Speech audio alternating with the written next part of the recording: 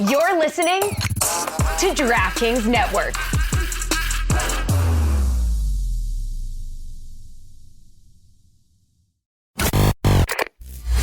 Welcome to the Talking Hockey While Nobody's Here show. My name is Roy Bellamy. David Dwork from the Hockey News is joining me here, and we are talking hockey because nobody can stop us because, again, nobody is here. So let's talk about the Florida Panthers. We start locally here for a little bit. The Panthers are 3-0 with 6 points so far.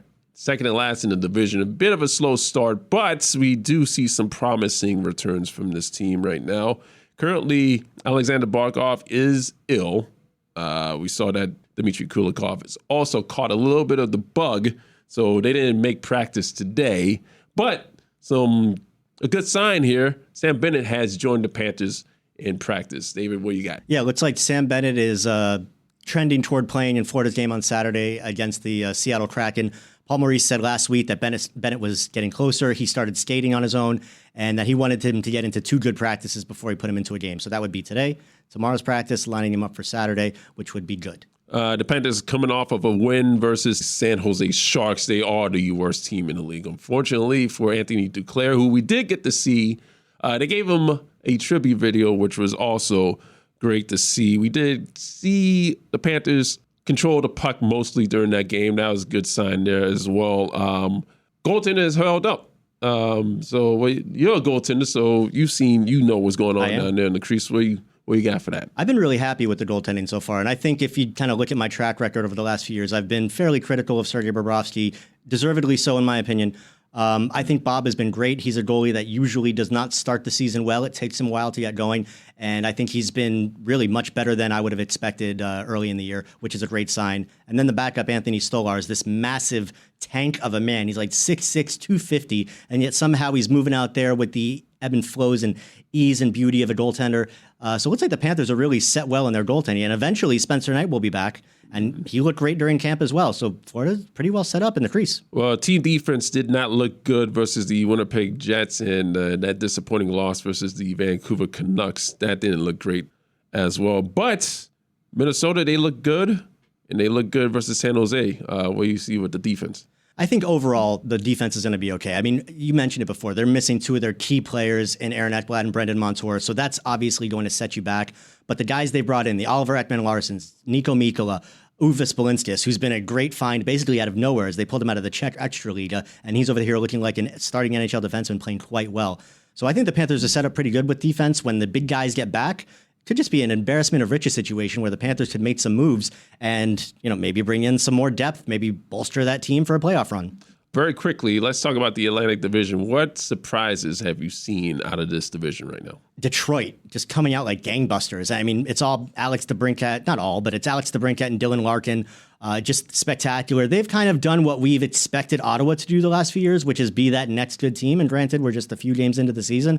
But yeah, Detroit looks great. And league-wide, there has been one huge disappointment, and that's been the Edmonton Oilers. Granted, small little injury with Connor McDavid, but he seems to be returning for Sunday's Heritage Classic. What do you got on that?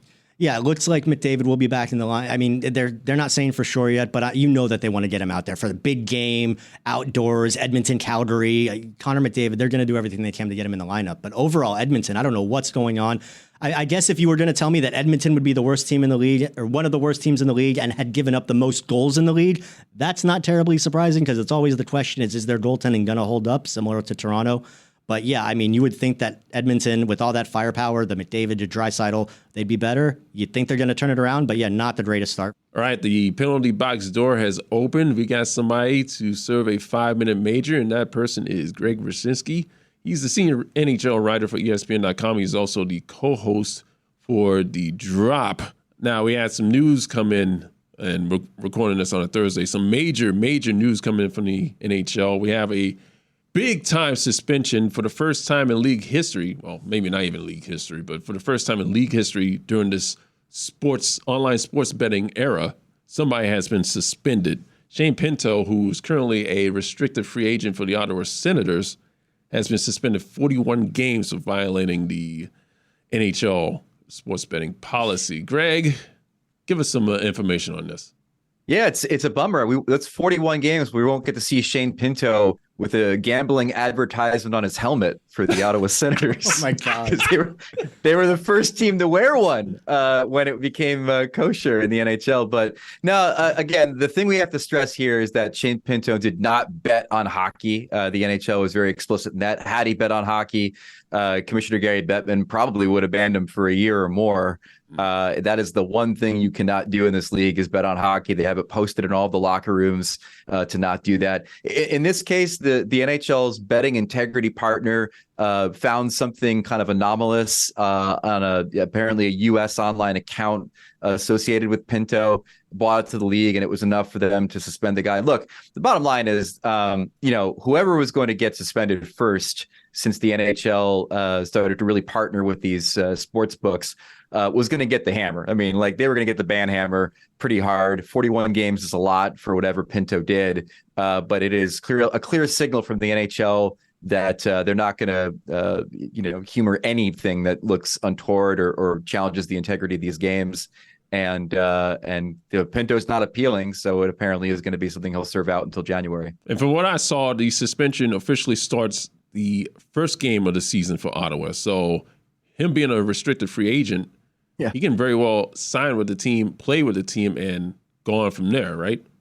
Yeah, so he's going to be free to sign with them in January. He's a different kind of restricted free agent. Normally, restricted free agents have to sign with their team by December 1st. He's in a different category, so he's able to go and sign with them in January past that deadline. And again, like it's funny. Like there's been all this reporting about why isn't Shane Pinto playing? He's a good player. Like he's going to entering his fourth season. Good young offensive player for Ottawa.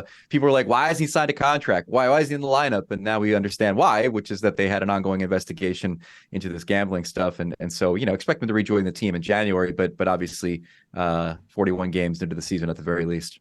Greg, shifting gears, but staying north of the border, I wanted to ask you about what's happening in Calgary right now. Nikita Zadorov came out recently, just a couple days ago, and really gave it to his teammates up there, just basically called them out, saying there was no excuses for the team's poor start. I mean, we know what they've gone through in Calgary, the players, going from Dale Sutter to maybe a more soft coach now. But I just wanted to get your take on what's going on in Calgary, because I really feel bad for some of the former Florida Panthers that are up there right now. Yeah, I mean, reading between the lines, I think Zadorov was basically saying, look, you guys didn't want Daryl Sutter to be the coach. Y'all called him out. Y'all said he was the problem. They get rid of him, and now he still stinks. So, like, what's going on here with you guys? Look, the problem with the Calgary Flames is pretty simple. They are a supporting cast in search of a star, right? They are a team that clearly has a lot of talent surrounding what should be there, but is not there, in the fact that Johnny Gaudreau and Matthew Tkachuk left 2 years ago, and then you had Tyler Toffoli traded to the Devils last season, or last offseason, I should say. So they're a good team, but there just seems to be a hole in that lineup that they simply can't fill, and I think that's one of the reasons why they're going to struggle this year. Going to the Pride tape situation and the theme nights, the NHL has changed its mind about players using any sort of tape, I guess, at this point for these theme nights. And all it took was one player, Tyler DeMont for the Arizona Coyotes. Why don't you give us some more information about that? Yeah, the Pride tape thing was related to the ban on specialty jerseys the NHL had during the offseason. So, if you remember last year, you had guys that were boycotting wearing Pride night jerseys and warm-ups because of their personal beliefs, usually religious beliefs. The NHL decided to address this by banning all specialty jerseys, be it military appreciation, hockey fights cancer, whatever, from warm-ups and games and things like that. So then they went one step further and said that players weren't allowed to use the rainbow-colored Pride tape on their sticks to support the gay community either. And that resulted in a huge backlash that went well outside the hockey bubble. You had, social media accounts that are usually tracking who Ariana Grande is dating, writing about Pride tape all of a sudden. So a really bad look for the league. The NHL has what's called a players coalition inside their organization. It's co-chaired by PK Subban and Anson Carter. And that coalition really got the ball rolling internally to say, hey, look, the Pride tape thing was one step too far. We should address this. The NHL, NHLPA, and the coalition all met And then about a week later, Dermott wrapped his stick with Pride tape during a Coyotes game. And so the combination of those two things led to the reversal of this policy. And look, it only makes sense. If you're going to protect the personal beliefs of a minority of your players based on their religion or what have you, you should also respect the majority of your players' beliefs and wanting to support some of these causes, including the gay community. So it was the right thing to do, and I'm glad that it took a while, but they finally got there. Before we let you out of the penalty box, Greg, I did wanted to talk to you about something that ESPN did this week that I thought was awesome as a hockey fan, and that was the Frozen Frenzy. We had every single team, if you guys didn't realize this, we had every single NHL team playing on the same day, staggered starts. What I really loved was you guys had whip around coverage, kind of like the NFL Red Zone with John Buchadross and Kevin Weeks, and it was just amazing. But from your side of it, I just wanted to get how was it received from the production side? How is ESPN guys seeing this? It was awesome. I mean, the numbers were good, and I think what it did was create a moment for hockey fans to kind of all congregate and have that shared experience. I mean, shared experiences in the current media landscape are very few and far between. You got like the Super Bowl and like the Game of Thrones finale, right? And like that's it. But for hockey fans, it was a night for everybody to just watch these games, comment on them on social media. The start times were all staggered, and it went throughout the night. And the biggest thing from our perspective, I think, was the reaction. Hockey fans, I don't know if you know this, guys, a little cynical when it comes to liking things, usually, especially new things or changes to things. But universally, there was a lot of praise for the Frozen Frenzy, not only in its conception, but its execution. So I'd be surprised if we don't do it again. And I think the most fulfilling thing, again, was the fact that we were able to create something that hockey fans really dug. And that's not an easy thing to do. And my notes on this is this: do it in April and have the game start earlier. Please, for the love of God. Look, man, I think in a perfect world, we do one of these in October, get everybody's appetite wet for hockey. And then like the weekend after the Super Bowl, we do another one of them, because the weekend after the Super Bowl is the official start of the NHL season in many people's minds. So we do one early, we do one late. And we do it like twice a year. I mean, again, like I couldn't be happier with the way the thing came off and everybody kind of digging it. So it was fun to see. Greg Wyshynski, senior NHL writer of ESPN.com and co-host of The Drop. Thank you for joining us. Anytime.